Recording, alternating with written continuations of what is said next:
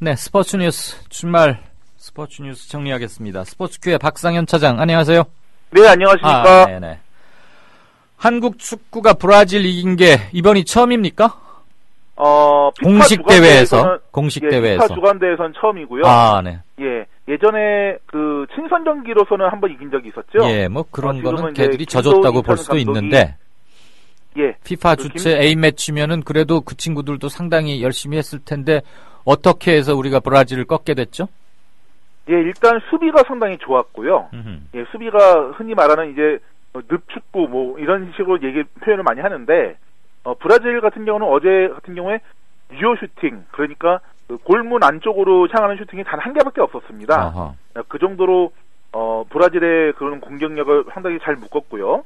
뭐 특히 이제 얘기가 나오는 것이 이제 원맨 팀이 아니라 원팀이다, 뭐 이런 얘기가 나오고 있습니다. 네. 그 원맨 팀 얘기가 왜 나왔냐 하면은 그 잘 아시듯이 그 지금 현재 대표팀에 이승우라는 상당히 좋은 선수가 있지 않습니까? 예, 그 바르셀로나 FC에서 뛴다는. 예, 그렇습니다. 이제 조만간 B팀으로 이제 올라가게 되는데, 네. 그 이승우 선수를 활용하는 너무 그런 집중적인 전술이 많았다. 뭐, 그래서 이승우를 중심으로 하는 원맨 팀이다. 뭐, 이렇게 얘기가 많이 나왔었습니다. 하지만 어제 같은 경우는, 하나로 모두가 뭉치는 그런 경기를 펼쳤거든요. 네. 그래서 좋은 그런 결과를 얻은 것 같습니다. 이승우 선수도 어제 뛰긴 뛰었나요? 이승우 선수가 상당히 많은 좋은 활약을 해줬고요. 어허. 물론 이제 이승우 선수가 뭐 공격 포인트는 올리지 못했지만, 흔히 말하는 이제 최전방 수비수라고 얘기를 하죠. 최전방부터 그 브라질의 공격을 막아내는 그런 희생정신까지 보여주면서 상당히 좋은 경기력을 보여줬습니다. 그 선수들을 비롯해서 아무튼 장 누구도 있고 몇 되던데 무럭무럭 커서 꼭 유명한 사람뿐만 아니라 여러 선수들이 고르게 발전해서 우리도 제발 월드컵 나가면 그놈의 경우의 수 좀 안 따졌으면 좋겠어요. 속 시원하게 좀 16강 정도는 쭉 올라가고 그래야지 뭐 다 이제 비기고 겨우 져놓고 뭐 상대팀 어떻게 되기만을 똥줄 타가면서 4년마다 그러는 거 아주 그 스트레스라고요. 네, 그 경우의 수라는 게 상당히 좀 재미있는데요. 재미있어요? 저는 짜증나던데. 예, 근데 그 경우의 수라는 게 상당히 좀 재미있는 게, 예. 그 1차전과 2차전을 모두 이기지 않는 이상은 경우의 수는 언제든지 발생을 합니다. 예. 그렇기 때문에 그런 거는 어떻게 보면 한국 축구의 좀 숙명이라는 생각이 들고요. 예. 하지만 이번 월드컵에서 브라질을 먼저 꺾지 않았습니까? 네. 이제 그 다음에 이제 기니, 아프리카의 좀 다크호스라고 하는 기니와 붙게 되는데, 그 기니까지 꺾게 되면은 역시 이제 남자 축구 사상 처음으로 피파 주간 대회에서 조별리그 1, 2차전을 모두 이기는 그런 첫 기록이 됩니다. 예. 뭐 물론 그렇게 되면 이제 경우의 수는 물론 따지지 않아도 되고요. 그렇죠. 그러니까 이제 이 친구들이 잘 커서 월드컵 같은 데 가서 그냥 1, 2차전 시원하게 이겨버렸으면 좋겠다, 그런 뜻입니다. 자, 어제 또 뭐 그 프로야구 준 플레이오프 있었죠? 네, 그렇습니다. 그 두산과 NC의 경기가 있었는데요. 결과부터 말씀드리자면은 두산이 7대0으로 이겼고요. 네. 그다음에 더스틴 리퍼트라는 그 두산의 외국인 에이스 투수가 완봉승을 거뒀습니다. 이번 두산과 NC의 경기가 상당히 재미있는 게 뭐냐면은 어떻게 보면은 NC도 거의 두산과 같은 팀이거든요. 잘 아시듯이 김경문 감독이 지금 NC의 감독을 맡고 있고요. 네. 그다음에 손시현이라든지 이종옥이라든지 모두 두산 출신 선수들이 NC로 건너가 있습니다. 네. 어떻게 보면 뭐 두산의 쌍둥이 경기가 아닌가 그런 얘기가 좀 많이 나돌고 있는데, 네. 어쨌든 어제 경기는 두산이 먼저 1승을 거뒀습니다. 그러면은 앞으로 2번 더 얘기해야 됩니까? 네, 그렇습니다. 역시 좀 플레이오프도 오전 3선승제로 펼쳐집니다. 자, 내년부터는 스카이돔 쓰게 되는데 목동 구장보다 큰가요? 작은가요? 예, 일단 목동구장보다 크고요. 오. 예, 펜스 거리가 거의 잠실구장급이라고 좀 생각하시면 될 겁니다.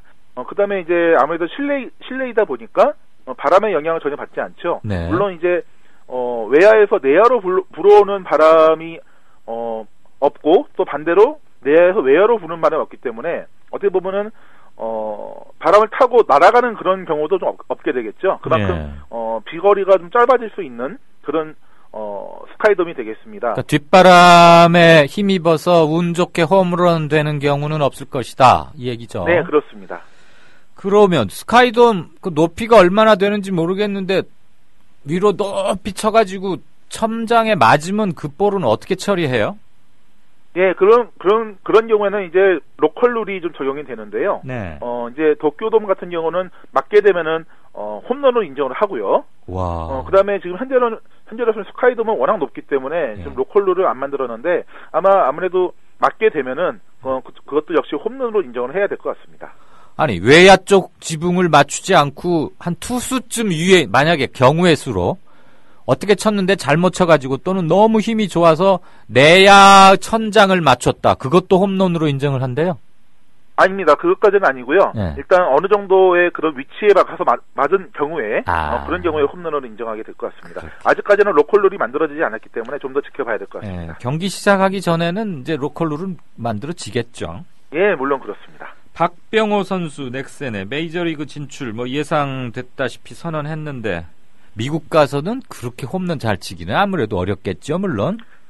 일단 강정호 선수의 예를 좀 보면 될 것 같은데요. 네. 강정호 선수가 물론 이제 10개를 훨씬 넘기는 그런 홈런을 치긴 했지만은 어쨌든 KBO 리그보다는 훨씬 적은 숫자의 홈런을 치지 않았습니까? 네. 제가 봤을 때는 박병호 선수 역시 20개 안팎으로 홈런을 친다면 상당히 대성공이라고 생각이 들고요. 15개에서 16개? 그 정도만 쳐도 데뷔 시즌에서는 좋은 성적이 될 것 같다 이렇게 생각이 듭니다. 국내에서 치는 거에 반 이하로 떨어질 것 같긴 하네요.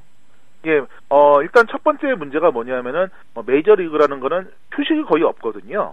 휴식이 거의 없는 데다가 이제 비행 시간도 많고요. 네. 그런 것에서 오는 이제 피로감이라든지 빡빡한 경기 일정 이런 것 때문에 체력 안배를 좀 해줘야 됩니다. 네. 또 이제 메이저리그 같은 경우는 무조건 주전들이 모두 나가는 게 아니라 좀 쉴 타임이 있으면 또 빼기도 하거든요. 이제 네. 주전들이 아닌 비주전 선수들을 내보내는 경우도 있기 때문에 그런 것까지 감안하게 되면은 20개 치면은 거의 뭐 흔히 말하는 대박이고 네. 15개 이상이면은 중박 정도 그렇게 될 것 같습니다. 강정호 선수보다는 펀치력 같은 게 좀 더 앞선가요? 예, 박병호 선수가 강정호 선수보다는 훨씬 앞서고요. 네. 물론 이제 비거리도 물론 많이 날아갑니다. 목동구장이기 때문에 박병호 선수가 홈런을 친다 뭐 이런 얘기도 있는데 그것까지는 아닌 것 같고요. 일단 비거리가 워낙 많이 날아가는 선수이기 때문에 메이저리그에서도 상당히 통하는 홈런 타자다 이렇게 좀 생각을 해야 될 것 같습니다. 미국 메이저리그 양대 리그도 있곤 합니다만 양대 리그의 홈런 수위급 타자들은 1년에 대개 몇 개씩 펜스를 넘깁니까? 대략 예전에 이제 맥과이어라든지 세밍소서 같은 조금 약물의 힘을 좀 얻은 선수들의 시절이 있었죠. 네. 예, 그때는 뭐 이제 70개도 넘기고 했었는데요. 이제 지금은 이제 그런 게 워낙 잘 통제가 되다 보니까 30개 이상이면은 거의 홈런 타자 얘기를 많이 듣고 있고요. 40개 정도면은 거의 홈런왕에 가깝게 좀 갈 수 있다 이렇게 생각이 듭니다. 40개 안팎. 그렇다면 만약에 박병호 선수가 본인 희망대로 잘 진출을 해서 첫 해에 한 15개 정도만 넘겨도 이거 대단한 거겠네요. 예, 그렇습니다.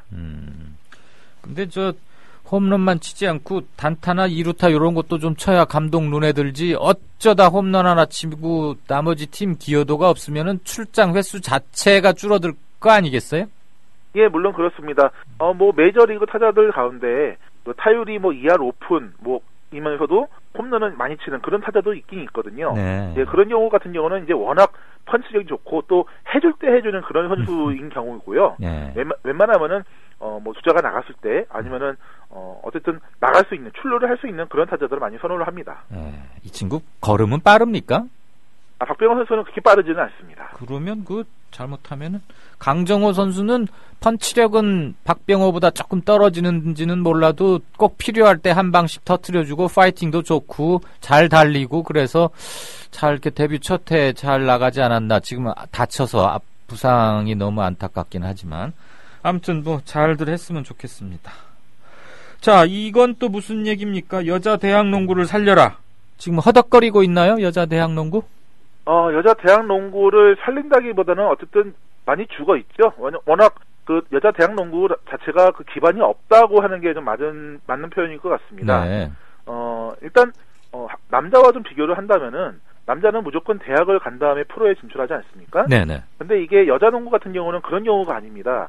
예전부터 잘 아시겠지만 실업팀 여고와 그대로 이제 실업팀으로 넘어가는 경우가 많았거든요. 예. 예. 물론 이제 60년대, 70년대는 숙명여대라든지 이화여대라든지 명지대라든지 이런 여자 대학 팀이 있었지만 그 실업팀으로 곧바로 넘어가는 경우가 많았기 때문에 거의 고사가 된 거죠. 그래서 거의 없다시피 했다라는 표현이 좀 맞을 것 같고요. 네. 하지만 이제 이제 여자 대학농구 리그가 이제 생겨나면서 이제 용인대라든지 광주대라든지 이런 수원대라든지 좋은 대학이 생겨났기 때문에 최근에는 이제 대학을 거쳐서 가는 프로에 가는 그런 경우도 좀 많아지고 있습니다. 알겠습니다. 자, 오늘도 스포츠 뉴스 전해주셔서 고맙습니다. 스포츠교회 네, 박상현 감사합니다. 차장 고맙습니다. 잘 들었어요. 네, 감사합니다. 네.